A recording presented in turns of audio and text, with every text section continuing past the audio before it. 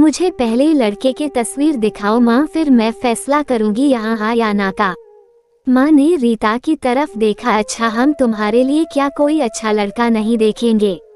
रीता गुस्से से बोली, माँ बस लड़का देखना है, मुझे उसकी तस्वीर मंगवा ले या लड़के को यही बुला लो।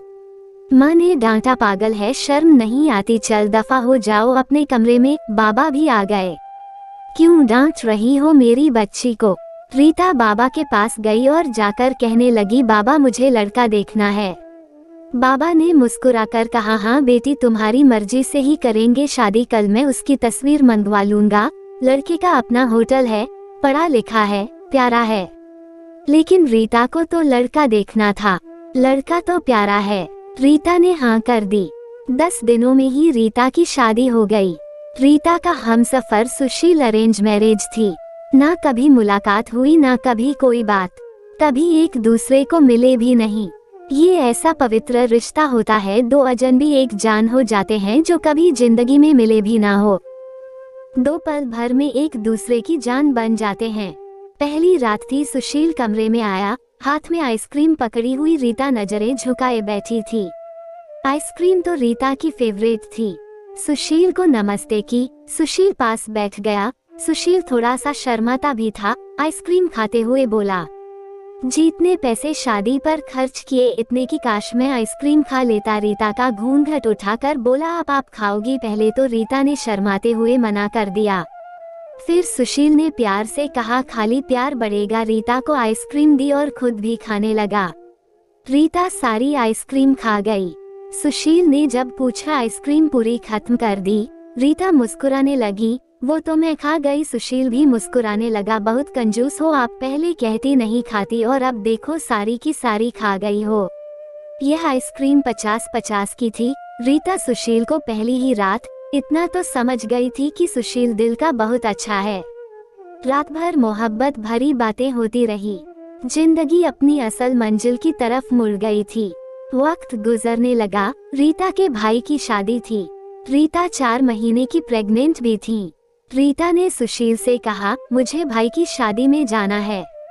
सुशीला ने रीता के पास बैठकर बोला, रीता डॉक्टर ने आपको लंबी यात्रा करने से मना किया, इसलिए मैं कोई रिस्क नहीं लेना चाहता। मैं नहीं इजाजत दे सकता शादी में जाने की। रीता को बहुत गुस्सा आया। सुशीला, पागल हो गए हो क्या? मेरे भाई की शादी है और आप कह रहे हैं कि नहीं जाना। आप मुझे कार में बैठाकर आराम से छोड़कर आ जाए। बस सुशील ने रीता का हाथ पकड़ा। मोहब्बत से फिर समझाने लगा, रीता क्यों बेकार की जिद करती हो? डॉक्टर ने यात्रा करने से मना किया है तो मैं नहीं जाने दे सकता। तुम लापरवाह हो जाती हो और मैं तुमको किसी के भरोसे नहीं छोड़ सकता। इतना कहकर सुशील कमरे से बाहर चला गया। रीता रोने लगी। रीता ने अपनी माँ को फोन किया, सुशील मना कर रहा है शादी में आने के लिए। माँ ने समझाया, बेटा अगर वो कह रहा है तो मत ही आओ। लेकिन रीता की भाभी और भाई जिद करने लगे। क्यों नहीं आने दे रहा है सुशील हमारी बहन को? वो रात को आए। सुशील भी घर पर था। कहने लगे कि मेहंदी है, 3 ही बात है, अमृता को लेने आए हैं। सुशील ने रीता की तरफ देखा है। रीता, मैंने क्या कहा था तुमसे? रीता ने नजरें झुका ली, कमरे में चली गई। उठकर सुशील को गुस्सा तो बहुत था लेकिन ये सब्र कर लिया। 1000 रुपया जेब से निकाले, रीता को दिए, ये कुछ पैसे रख लो, बाकी और चाहिए तो ले लेना, मैं आऊंगा कल। रीता बहुत खुश थी। सुशील ने अपने सीने से लगाया, रीता को अपना ख्याल रखना रीता। फिर रीता शादी में चली गई। मेहंदी की रात रीता की बुआ की लड़की भी आई हुई थी। डांस भी किया, काफी एंजॉय किया। बारात वाले दिन जब भाई की बारात लड़की वालों के घर पहुंची तो बारिश हो रही थी। गले में काफी कीचड़ था। रीता का पांव फिसला गिर गई। गिरते ही उसके पेट में दर्द होने लगा। रीता जोर जोर से रोने लगी। जल्दी से रीता को अस्पताल ले गए। रीता दर्द से चिल्ला रही थी। सुशील को कॉल की, रीता के बारे में बताया। सुशील घबरा गया। वो जल्दी से अस्पताल पहुंचा। डॉक्टर रीता को इमरजेंसी वार्ड में ले गए थे। सुशील बहुत परेशान था। दिल की धड़कनें बेकाबू थी। जुबान पर ईश्वर का जाप था। बाकी सब लोग शादी की खुशियों में मग्न थे, लेकिन यहाँ सुशील परेशान खड़ा था। कुछ देर बाद डॉक्टर कमरे से बाहर आए। उन्होंने सॉरी कहते हुए बताया आपका बच्चा मर चुका है। सुशील बेजान सा होकर कुर्सी पर बैठ गया है। भगवान से हिम्मत मांगकर जल्दी से वार्ड में गया। रीता रो रही थी। सुशील को देखकर मुंह मोड़ लिया। सुशील पास बैठ गया, सर पर हाथ फेरने लगा। अच्छा चल चुप कर मेरी सोनी, रोना बंद कर, बस ऊपर वाले की मर्जी थी। रीता फूट फूट कर रोने लगी।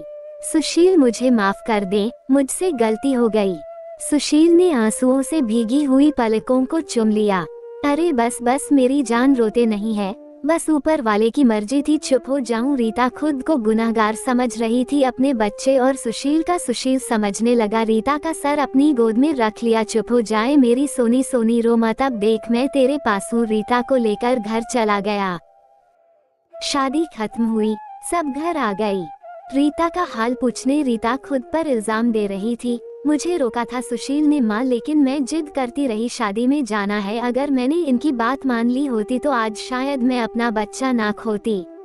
सुशील समझ रहा था रीता दिल ही दिल में खुद को कसूरवार ठहरा रही है, इसलिए सुशील प्यार से समझाता रहा रीता को, अरे पागल है, खुद को परेशान न कर, ऊपर वाले की मर्जी थी ना, ऊपर वाले ने जहाँ तो हमें फिर से औलाद जरूर देगा। रीता सुशील की आंखों में देख रही थी। सुशील आप इतने अच्छे हैं, मुझे डांटा नहीं है, आपने कुछ कहा नहीं। सुशील ने लंबी सांस ली, मुस्कुराकर बोला, जब तुमने मेरी बात मानी ही नहीं थी तो रीता अब कुछ कहने का क्या फायदा। रीता समझ रही थी सुशील का खामोश गुस्सा। 1 साल बाद फिर ऊपर वाले ने उनको बेटा दे दिया। सब बहुत खुश थे। सुशील बाहों में उठाकर झूमने लगा। अपने बेटे को रीता बेड पर लेटी सुशील की आंखों में बेटे की मोहब्बत में निकलते आंसू देख रही थी। जिंदगी में अच्छे दिन आते हैं, लेकिन अक्लमंद वही होता है जो खुद को हालात में ढाल लेता है। सुशील के 2 भाई जो सुशील से अमीर थे, उन दोनों भाइयों का अपना अच्छा खासा बिजनेस था, लेकिन सुशील का छोटा सा होटल था जिससे बस गुजारा हो रहा था। रीता ने जिद की, सुशील बच्चे को गर्मी लगती है, इसलिए यह बहुत रोता है, मुझे कमरे में एसी लगवा कर दें। सुशील ने सिर पर हाथ रखा।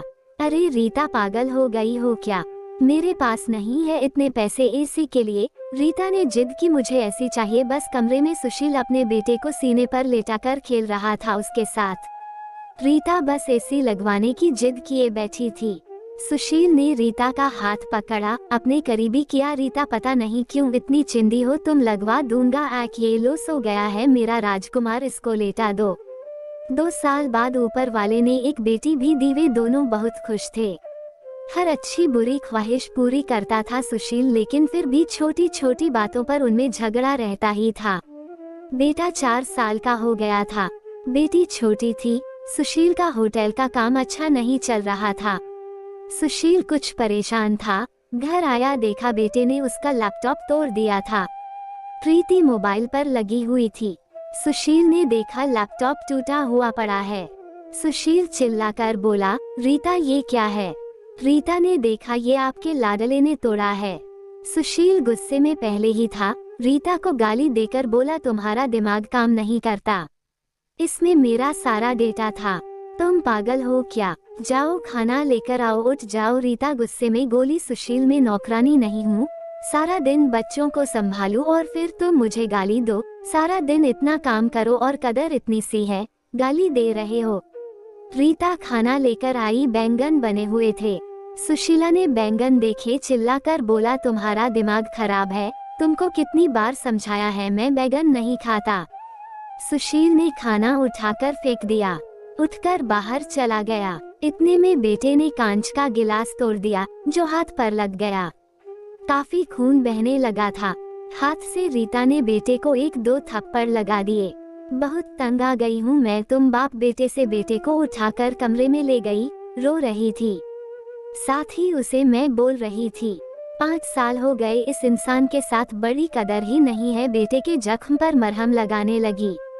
इतने में बेटी भूख से रोने लगी। बेटी को गोद में उठाया।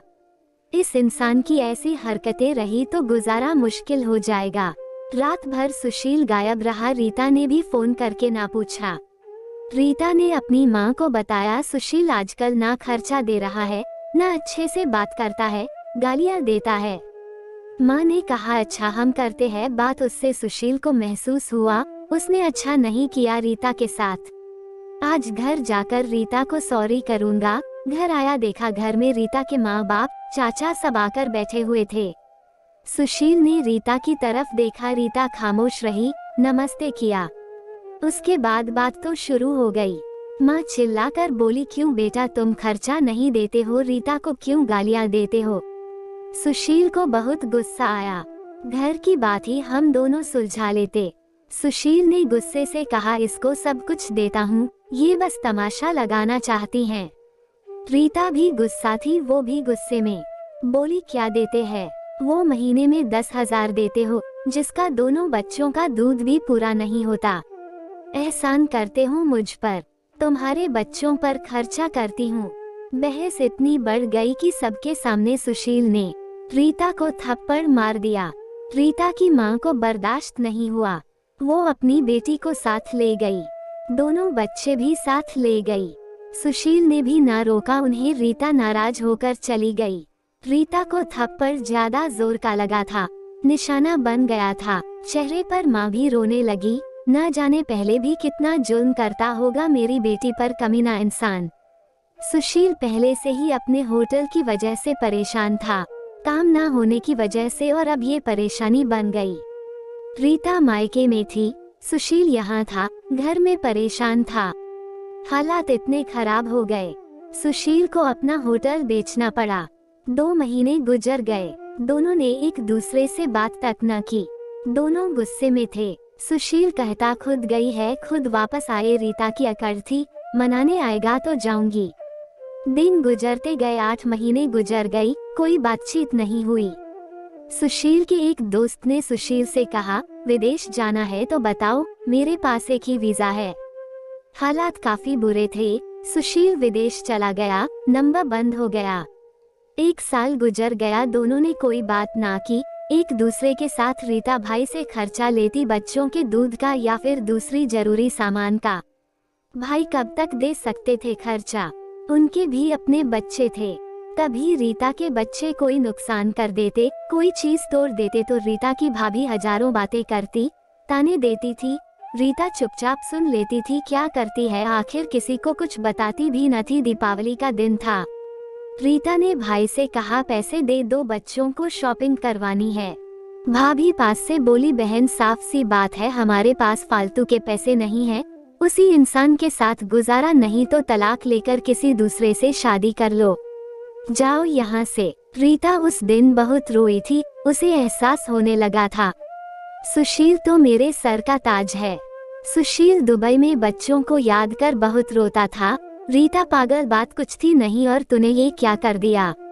उधर रीता के भाई ने रीता के लिए एक आदमी देखा जिसकी पत्नी की मृत्यु हो चुकी थी, 4 बच्चे थे। उसके भाई ने रीता से कहा बस सुशील से तलाक ले लो, इस आदमी से शादी करके घर बसा लो अपना। रीता की आंखें भीग गई थी आंसुओं से, जल्दी से मोबाइल निकाला, सुशील को फोन लगाया, नंबर बंद आ रहा था। रीता रोने लगी, मुझे सुशील के पास ही जाना है, मुझे कोई शादी नहीं करनी किसी से। उधर सुशील का भी दिल तड़पा, उसने सोचा मेरी रीता तो मासूम सी है, थोड़े से गुस्से पर नाराज हो जाती है ना, खुद ही माफी मांग लूंगा अपनी जान से। वो टिकट करवा कर हिंदुस्तान वापस आ गया। रीता रो रो कर भगवान से अपने पापों, अपनी गलती की माफी मांग रही थी कि ऊपर वाले मुझे माफ कर दें, मुझे मेरा सुशील वापस कर दें। रात भर रोती रही, सुबह बेटे को नाश्ता करवा रही थी कि दरवाजे पर घंटी बजी। भाभी ने दरवाजा खोला, सामने देखा सुशील खड़ा था। रीता की नजर पड़ी सुशील पर, हाथ से दूध का कप छूट गया। नंगे पांव दौड़ते हुए जाकर सुशील के सीने से जा लगी, चीख चीख कर रोने लगी, सुशील मैं बहुत प्यार करती हूँ तुमसे। सुशील के पांव पकड़ लिए, माफ कर दो सुशील। सुशील ने रीता का माथा चूमा, आंसू साफ किया, तुम भी माफ कर दो मेरी जान, मैंने गुस्से में ज्यादा बोल दिया था। बच्चों को सीने से लगाया, सुशील प्यार करने लगा। रीता के भाई और भाभी की आंखों में आंखें डालकर गर्व से बोली मेरा परमेश्वर, मेरा हमसफर है, मेरे पास आप लोगों का बहुत बहुत धन्यवाद। वो सुशील के साथ घर वापस आ गई। दोनों खुशी से सब बातें भूलकर जीने लगे, लेकिन वो इस समाज को इतना बता गए। जज्बात में जुदा हो जाना बहुत आसान है, लेकिन जुदा होकर जीना बहुत मुश्किल है। जो धर्म एक हमसफर महसूस कर सकता है वो कोई और नहीं समझ सकता। गलत फैसला लेकर जिंदगी बर्बाद ना करें, ये सब वक्त के साथ बदल जाता है। दोस्तों, अगर आपको कहानी अच्छी लगी तो कमेंट जरूर करना, वीडियो को लाइक और चैनल को सब्सक्राइब करें। कहानी सुनने के लिए बहुत बहुत धन्यवाद।